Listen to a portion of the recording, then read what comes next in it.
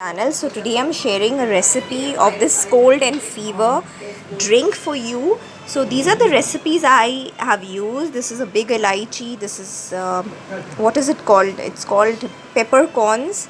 It's called cloves, haldi, turmeric, ginger, and cinnamon sticks. You have to mix this in water and let it boil till it colors forms like that, and drink this hot. This is absolutely amazing for your throat, and you'll get better in just in time. So give me your